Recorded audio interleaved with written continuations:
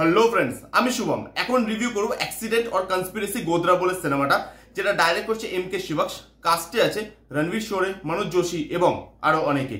গল্পটা কি বলছে, গুজরাটের গোদরা সাবরমতী এক্সপ্রেসে যে আগুন লেগে গেছিল এবং সেখানে প্রচুর লোক প্রাণ হারিয়েছিল, এই সিনেমাটা সেই গল্পটাই বলছে। এই মুভিতে মেনলি দুটো জিনিসের উপর ফোকাস করা হয়েছে, যে এই যে আগুনটা লেগেছিল এটা কি অ্যাক্সিডেন্টালি লেগেছিল নাকি কনস্পিরেসি করে লাগানো হয়েছিল, এবং এই ডিবেটটা হচ্ছে কিসের উপর ভিত্তি করে, নানাবতী কমিশন ইনকোয়ারি অ্যান্ড রিপোর্টের উপর ভিত্তি করে এই ডিবেটটা বা এই ইস্যুটাকে এরা তুলে ধরার চেষ্টা করেছে এই সিনেমাতে। আচ্ছা, ভিডিও স্টার্ট করার আগে বলে দিই, এই ভিডিওতে খালি আমি এই মুভিটারই রিভিউ করব।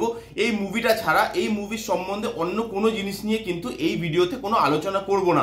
কে ভালো কে খারাপ, কোন জাতি ভালো কোন জাতি খারাপ, এটা কি একটা প্রোপাগান্ডা সিনেমা নাকি সত্যি ডেটা দেখানো হয়েছে যেগুলো দেখিয়েছে আমাদেরকে, সেই জিনিসগুলো কি আসল ডেটা, সেগুলো নিয়ে কথা কিন্তু এই ভিডিওতে বলবো না। কারণ কথা বলতে গেলে অনেক কথা বলতে হবে এবং সেটা হয়তো অনেকের ভালো লাগবে অনেকের খারাপ লাগবে, এবং আমার এই চ্যানেলটা এই সব জিনিস নিয়ে কথা বলারও নয়।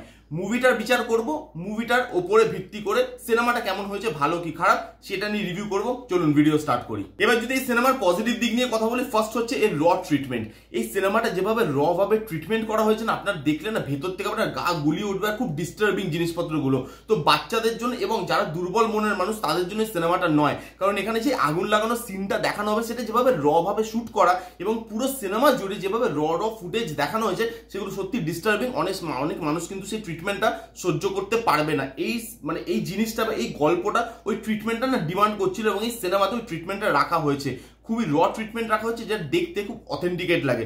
তার সঙ্গে পারফরমেন্সেস রণবীর শোরে, এবং আমি তো বলবো এই সিনেমার ব্যাকবোন হচ্ছে মনোজ যোশী। মনোজ যোশী যা পারফর্ম করেছে পুরো সিনেমা জুড়ে সেটা আউটস্ট্যান্ডিং। যেখানে যেখানে মনোজ যোশীর পারফর্ম আছে, কোর্ট কেসের মধ্যে বিশেষত, সেই জায়গায় Manoj Joshi just outstanding perform করেছে। তাকে রণবীর শোরে খুব ভালো সাথও দিয়েছে, তাকে খুব ভালো সাপোর্টও করেছে। তো পারফরমেন্সেস এখানে আপনি ভালো একটা পেতে চলেছেন। আদার কাস্টে যারা পারফরমেন্স করছে তারাও কিন্তু তাদের 100% দিয়ে করার চেষ্টা করেছে। এই সিনেমার লাস্ট 15 মিনিট, মানে শেষের 15 মিনিট, এই সিনেমাটা আউটস্ট্যান্ডিং পিক আপ নেয়, এবং যেখানে ট্রেনের ঘটনাটাকে আমাদেরকে দেখা যায় কিভাবে আগুন লেগেছিল, সেটা পুরোটাই তো থিওরির উপর বেস করে, সত্যি কি মিথ্যা সেটা তো আমার জানা সম্ভব নয়।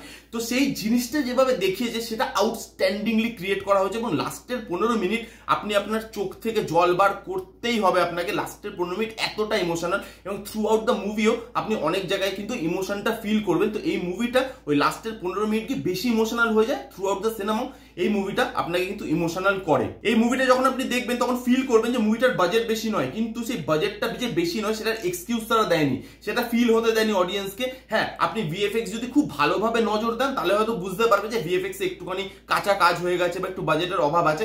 তা সত্ত্বেও তারা সেই জিনিসটাকে করতে চেয়েছে যে আমরা ভালোভাবে টেকনিক্যালি করব, যতটা করা যায় এই বাজেটের মধ্যে থেকে। কারণ দেখলে আপনি বুঝতে পারবেন এটা লো বাজেট সিনেমা, তার মধ্যেও তারা যেভাবে ভিএফএক্স এবং টেকনিক্যালি এই মুভিটাকে স্ট্রং করার চেষ্টা করেছে সেটা কিন্তু জাস্ট আউটস্ট্যান্ডিং, এবং সেটা ফিল হয় যে তারা এক্সকিউজ দিতে চায়নি, তারা চেষ্টা করেছে অন্তত এই মুভিটাকে ভালোভাবে শুট করার। এখানে দুটো জিনিস, একটা কোর্ট কেস আর একটা ট্রেনের যে আগুন লেগে যাওয়া, এই দুটো জিনিস যেভাবে সাইমালটেনিয়াসলি দেখাচ্ছিল, আপনি দুটো ইনসিডেন্ট না ফিল করতে পারছিলেন যে যেটা কোর্ট কেসে বলছে সেটাই অরিজিনালি অ্যাকচুয়ালিতে কিভাবে হয়েছে। সেই দুটো জিনিস সাইমালটেনিয়াসলি যেভাবে দেখানো হয়েছে সেই জিনিসটা খুব ভালো, ব্যালেন্সটা খুব ভালো ধরে রাখে, এঙ্গেজমেন্টটা ধরে রাখে। তার সঙ্গে মুভিটা বেশিক্ষণের নয়, 2 ঘন্টা 15 মিনিট সামথিং এর রানিং লেন্থ। তো মুভিটা দেখতে আপনার বেশি সময় লাগবে না, এডিটও ভালো হয়েছে, ক্রিস্প করা হয়েছে, এবং ভালো একটা মুভি আমি এটাকে বলতেই পারি। এবার যদি সিনেমার নেগেটিভ দিক নিয়ে কথা বলি, রণবীর শোরের ক্যারেক্টারটাকে এখানে ওয়ান সাইডেড করে দেওয়া হয়েছে, খুব উইক করে দেওয়া হয়েছে। কেন করে দেওয়া হয়েছে সেটা আমি আপনাকে বলছি।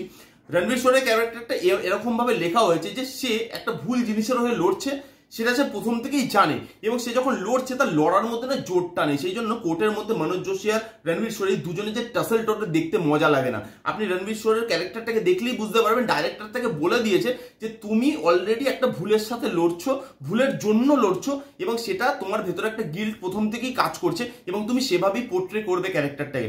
রণবীর শোর ওইভাবেই ক্যারেক্টারটাকে পোর্ট্রে করেছে, কিন্তু মনোজ যোশীর ক্যারেক্টারটা অনেক স্ট্রং হয়ে গেছে, এবং ওই যে টাসেলটা যেটা একটা কোর্টের মধ্যে টেনশনটা বিল্ড আপ করবে, এজ অফ দ্য সিট আপনাকে নিয়ে যাবে, এই একটা দলিল দিল ও একটা দলিল দিল, ওই যে লড়াইটা সেই টাসেলটা দেখতে না মজা লাগে না। কারণ রণবীর শোরের ক্যারেক্টারটাকে খুব উইক করে দেওয়া হয়েছে। তার সঙ্গে এখানে এম.কে. শিবাক্স, যিনি এই মুভির ডাইরেক্টর, তিনি এখানে অ্যাক্টিংও করেছে একটা ভাইটাল রোলে। তার পারফরমেন্স ভালো নয়, ডাইরেকশন ভালো কিন্তু পারফরমেন্সেস ভালো নয়। এই রোলটার জন্য অন্য একটা ভালো অ্যাক্টরকে নিলেও আমার মনে হয় ভালো হতো।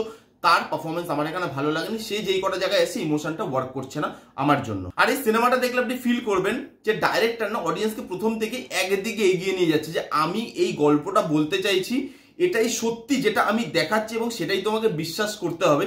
সেই জিনিসটা একটা টাইমে দেখার পর না আপনার মনে হবে যে জিনিসটা ওয়ান সাইডেড হয়ে যাচ্ছে। ডাইরেক্টর আমাদেরকে একদিকেই ঠেলার চেষ্টা করছে, একটা মানে হয় না পার্টিকুলার যে আমি এই জিনিসটা দেখাচ্ছি এটাই সত্যি বলে তোমাদেরকে মানতে হবে এবং এটাই হয়েছে, এবং সেটাই কিন্তু আপনি দেখছেন এই সিনেমাতে। এখানে যে দুটো জিনিসকে দুটো ভাবে করা হবে, দাঁড়িপাল্লাতে দুটো জিনিস যে একসাথে মাপা হবে সেই জিনিসটা করা হয়নি। এখানে প্রথম থেকে সিনেমাটা একদিকে ঝুঁকে যায়। এবার এটাকে আপনি প্রোপাগান্ডা সিনেমা বলবেন কি বলবেন না সেটা আপনাদের ব্যাপার। আমি কি বলতে চাইছি লাস্ট পয়েন্টটাতে নেগেটিভ দিকে সেটা আপনি মুভিটা দেখলে বুঝতে পারবেন আশা করি। এই ছিল অ্যাক্সিডেন্ট অর কনস্পিরেসি গোদরা সিনেমাটার রিভিউ। কারা কারা দেখেছেন কমেন্ট করে জানান, যারা দেখেননি গিয়ে দেখতে পারেন, বাট যারা দুর্বল মনের মানুষ এবং বাচ্চা তাদেরকে নিয়ে যাবেন না, এই মুভিটা তাদের জন্য নয়। এই রিভিউটা কেমন লাগলো জানাতে ভুলবেন না। রিভিউটা যদি ভালো লাগে তাহলে please give it thumbs up, like করবেন, কমেন্ট করবেন, শেয়ার করবেন, চ্যানেলটাকে মাস্ট সাবস্ক্রাইব করবেন। দেখা হচ্ছে নেক্সট কোনো ভিডিওতে, ততক্ষণ bye bye, take care and be safe.